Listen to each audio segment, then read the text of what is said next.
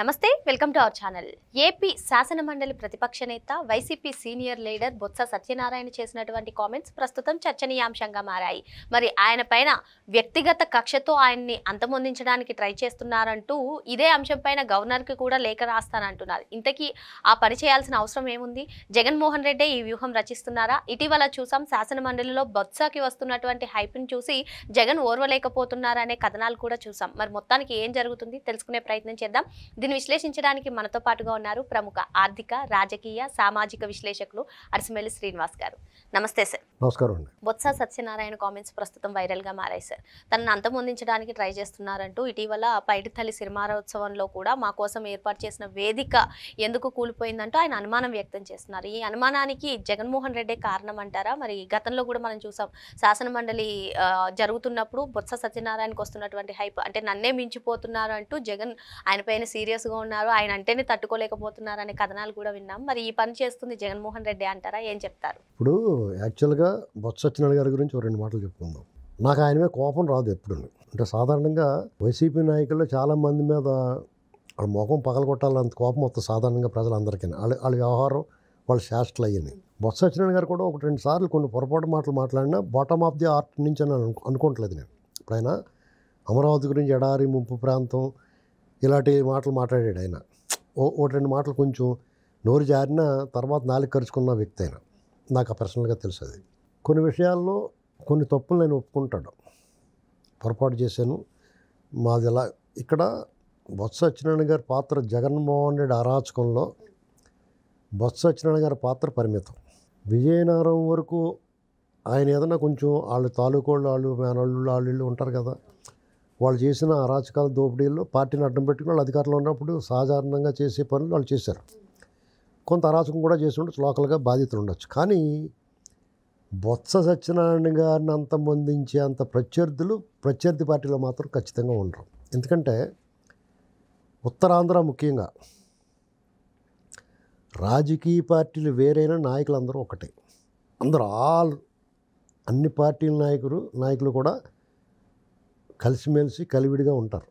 ఒక సిదిరప్పలరాజు, శరీష్ అమ్మ, ఇలా కొంతమంది లిమిటెడ్గా. మిగతా వాళ్ళంతా కూడా నిన్ను చంపేస్తాం, నరికేస్తాం, పొడిచేస్తాం, నేను పైకి పంపించేస్తాం, ఇలాంటి సీన్లు ఎక్కడ ఉండవండి. వాళ్ళు కూడా పరుషంగా కూడా మాట్లాడుకోరు. అర్థమైంది మీకు? చూడండి, ఇప్పుడు అచ్చెన్నాయుడు గారు, ధర్మాన ప్రసాద్ వీళ్ళు ఎప్పుడన్నా మాట్లాడుకున్నారు, తిట్టుకున్నారా? లేకపోతే అచ్చెన్నాయుడు గారు అప్పుడు స్పీకర్గా పనిచేసిన ఆయన ఎప్పుడో మాట్లాడుకున్నారా? ఎక్కడ ఉండదండి. అది ప్రత్యేకించి ఉత్తరాంధ్రలో వాళ్ళంతా కూడా రాజకీయంలో చేసుకుంటారు. ఎన్నికలు వచ్చినప్పుడు పోటీ చేస్తారు, గెలుస్తారు. వాళ్ళు ఏమైనా అభివృద్ధి కాంక్ష ఉండి ప్రభుత్వం ద్వారా చేయగలిగిన పనులు చేసుకుంటారు. ఏమైనా ఆమియా తినేయాలనుకుంటే తినేసుకుంటారు. కొంచెం ఎదరోడు కూడా పెడతారు అవసరమైతే. వాళ్ళు ఒక్కడే తినేరు, కూడా తీసుకో అని ఇస్తారన్నమాట. అంతే తప్ప వాళ్ళ దగ్గర వైషమ్యాలు, వైరం, చంపేసుకునేంత వైరం, తుదముట్టించే కార్యక్రమాలు సచ్చినా ఉండవు. అందులో అతను కిమిడి నాగార్జున ఇలాంటి వాళ్ళు అతను ప్రత్యర్థిగా ఉన్న చీపురుపల్లిలో కళా వెంకటరావు గారు ఎంత సౌమ్యుడో మనకేం తెలియదేముంది. అసలు ఇప్పుడు మాజీ ఎంపీ ఒకడు వైజాగ్లో కళా వెంకటరావు గారు సైట్ ఆక్రమించేసుకుని అందులో వాళ్ళు గోడ కట్టేసాడు తెలుసా మీకు? ఇది పెద్దకి ఆ తర్వాత ఆయన అధికారంలో ఉండి ఆయన కేసు అది పెట్టుకుని చేశాడు. అదే వైసీపీ చేత కొట్టి లాగేసి పంపేస్తారు. అంత సౌమ్యులు వాళ్ళు. ఇక్కడ ప్రమాదం బొత్స సత్యనారాయణ గారు నా హితం ఏంటంటే, మీరు ఇటువంటి స్టేట్మెంట్లు ఇవ్వకండి. దీన్ని ఇవ్వడం వల్ల ఏమవుతుందంటే, మీరు ఒక కాగితం రాసి ఇచ్చినట్టు అవుద్ది. ఇది వాళ్ళకి లైసెన్స్ ఇచ్చినట్టు అవుద్ది మీ బ్యాచ్కి. ఎందుకంటే వాళ్ళు ఎలాంటి వాళ్ళు అంటే, తండ్రి చావుని ఎన్నికల కోసం వాడుకున్నారు, పినతండ్రిని చంపేసి దాన్ని ఎన్నికలకు వాడుకున్నారు. పోడుకత్తి సీను డ్రామా మీ ఓడే ఎవడో ఆడిచ్చాడు అంటున్నారు. విజయనగరం నుంచి బొత్స సత్యనారాయణ గారి తాలూకాలో ఎవరో వాళ్ళ మేనల్డో లేకపోతే ఎవరో ఒక అతను ఆడించాడు అంటున్నారు. ఇటువంటివన్నీ మీరు తెలిసిన మీరు ఏమాత్రం క్లూ ఇవ్వకూడదు వాళ్ళకి. నన్ను చంపేసేలాగా ఉన్నారో, నా ప్రాణానికి హాని ఉందంటే మీ దుకాణం సర్దిచ్చేసి వాళ్ళ మీద తోసేస్తారు.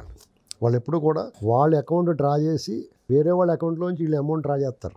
వాళ్ళ ఖాతాలో పడుతుంది. అది వీళ్ళు డ్రా చేసుకున్న సొమ్ము వాళ్ళ ఖాతా నుంచి డిడక్ట్ అవుతూ ఉంటుంది. ఇది మీకు తెలుసు పూర్తిగా. రాజశేఖర రెడ్డి గారి దగ్గర నుంచి చూస్తున్నారు మీరు. కాబట్టి ఇలాంటి విషయాల్లో మీరు చాలా అప్రమత్తంగా ఉండాలి.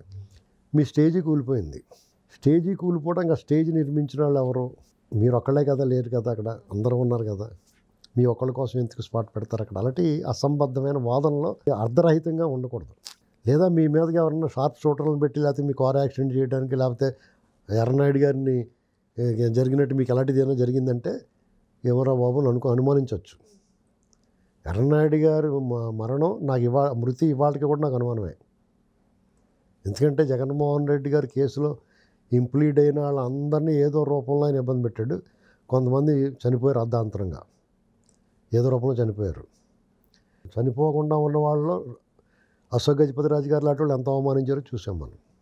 కాబట్టి బొత్స సత్యనారాయణ గారికి ప్రమాదం ఉంటే గింటే జగన్మోహన్ రెడ్డి వల్లే ఉంటుంది. ఉత్తరాంధ్ర నుంచి ఒక సౌమ్యుడు, పార్టీలకు అతీతంగా బొత్స సత్యనారాయణ గారిని అభిమానించి కూడా చాలామంది ఉంటారు.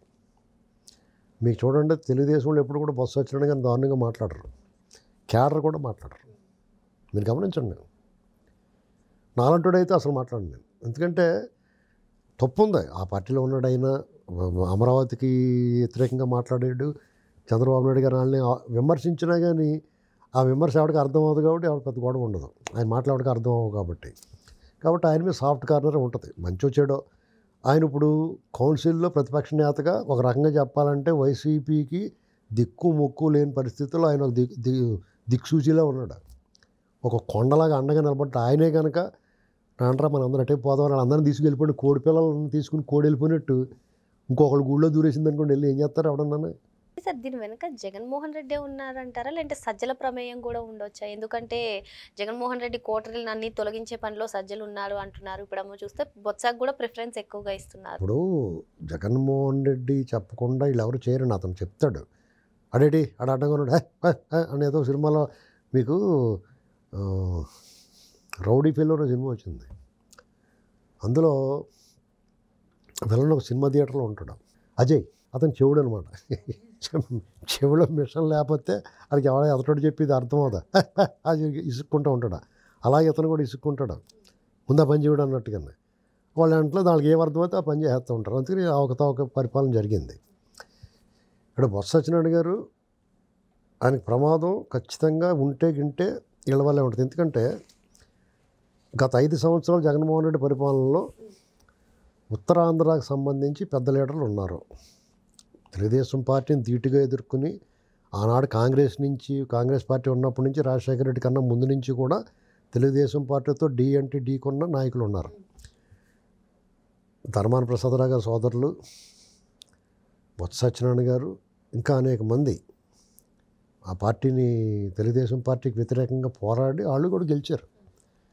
వాళ్ళు అధికారంలో 89లో అధికారంలోకి వచ్చారు, 2004లో అధికారంలోకి వచ్చారు, 2009లో అధికారంలోకి వచ్చారు, 2014లో కూడా అధికారంలోకి వచ్చారు. అందులో కొంతమంది కొత్త వాళ్ళు అటు ఇటు మారిన వాళ్ళు పోగా సీనియర్ నాయకులందరూ కూడా చాలా నిబద్ధత కలిగిన వాళ్ళు, సిద్ధాంతపరంగా టీడీపీకి వ్యతిరేకంగా వాళ్ళ పని వాళ్ళు చేస్తున్నారు, మంచి చెడు.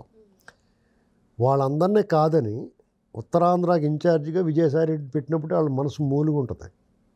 మంత్రి పదవులు ఇచ్చినా ఎందుకంటే అలంకారప్రాయం తప్ప వాళ్ళకేం పెత్తనం లేకుండా, అధికారం లేకుండా, కనీసం ఒక ట్రాన్స్ఫర్ కూడా చేసుకోలేని పరిస్థితుల్లో వాళ్ళకి బాధ ఉంటుంది కదా. అయినా సరే ఏం చేస్తాంలే, అవతల తెలుగుదేశంలోకి వెళ్ళటం లేదు, ఏంటి ఎందుకు వచ్చిన కూడా బాబు అని సచ్చినోటి పెళ్ళికి వచ్చిందే కట్టమని ఏదో పడి చచ్చారు వాళ్ళు. ఇవాళ మళ్ళీ వాళ్ళకి వేరే ఆప్షన్ లేక వైసీపీలో ఉండడం తప్ప ఇవాళ ఆంధ్రప్రదేశ్లో ఏదైనా కొత్త ప్రత్యామ్నాయం ఒక పార్టీ కానీ ఆవిర్భవిస్తే కనుక ఆ పార్టీలోకి వీళ్ళందరూ లబలబలమంట దూరేస్తారు, తొక్కిసలాట్ అయిపోద్ది. ఉన్న పార్టీలు కాకుండా కొత్తది రావాలి. ఇప్పుడు బీజేపీ వాళ్ళు చూస్తూ ఉంటారు మా పార్టీలో చేరితే బాగుండని.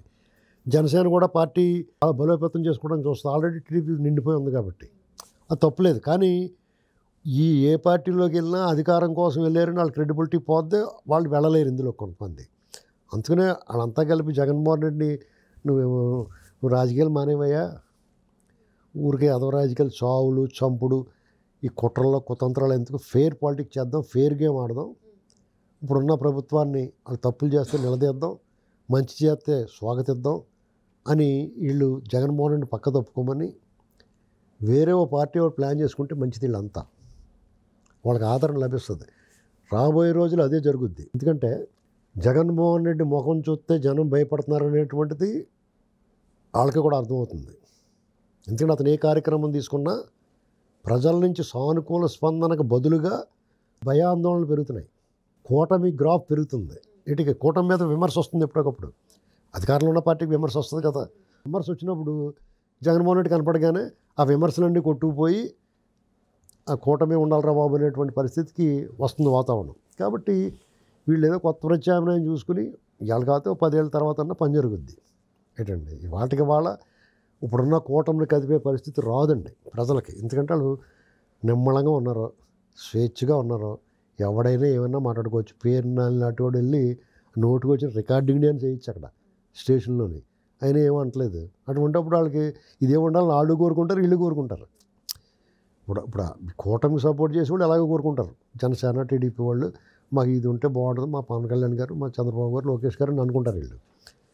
వాళ్ళు ఏం కోరుకుంటారంటే మనం అలాగే అధికారం రాకపోయినా పర్లేదు, వీళ్ళే ఉండాలిరా బాబు, వీళ్ళే ఉంటే మనం ఏం చేసినా కానీ అది పెద్ద పట్టించుకోరు, మన పేరు తెచ్చుకోవచ్చు అనుకుంటారు. ఇది పరిస్థితి. కాబట్టి బొత్స సత్యనారాయణ గారు ఏం వర్రీ అవ్వక్కర్లేదు. ఇటువంటి స్టేట్మెంట్లు మాత్రం ఇవ్వకండి, మీకు ప్రమాదం. ఎందుకంటే జగన్మోహన్ రెడ్డి గురించి మీరు మా అందరికంటే దగ్గర నుంచి చూసిన వాళ్ళు, అంటే మీకు కూడా అపాయింట్మెంట్ ఉందో లేదో మాకు తెలియదు, మరి మీకు అపాయింట్మెంట్ ఉందో దగ్గర నుంచి వస్తున్నారు అనుకుంటున్నాం మేము. కాబట్టి అతను వికృత స్వభావం, పైశాచిక మనస్తత్వం పూర్తిగా అర్థం చేసుకున్న వ్యక్తిగా మీరు వాళ్ళ నాన్నతో పనిచేశారు, ఇతనితో పనిచేశారు. కాబట్టి వాళ్ళిద్దరికీ సహచరులుగా ఉన్నారు. మీకు ఇద్దరిలో ఉన్న వ్యత్యాసం డెఫినెట్గా మీకు తెలిసినట్టుగా ఇంకెవరికి తెలియదు. కాబట్టి ఇటువంటి స్టేట్మెంట్లు ఇస్తే మీకు చాలా ప్రమాదం. మీ దుకాణం సర్దిచ్చేసి వీళ్ళ ఖాతాలో వేస్తారు వాళ్ళు. అది ప్రమాదం. బొత్స సత్యనారాయణ గారు ఇటువంటి స్టేట్మెంట్స్ ఇచ్చి ప్రమాదాన్ని కోరి తెచ్చుకోవద్దని సార్ చెప్తున్నారు. మరో అంశంతో మళ్ళీ కలుద్దాం. Thank you sir.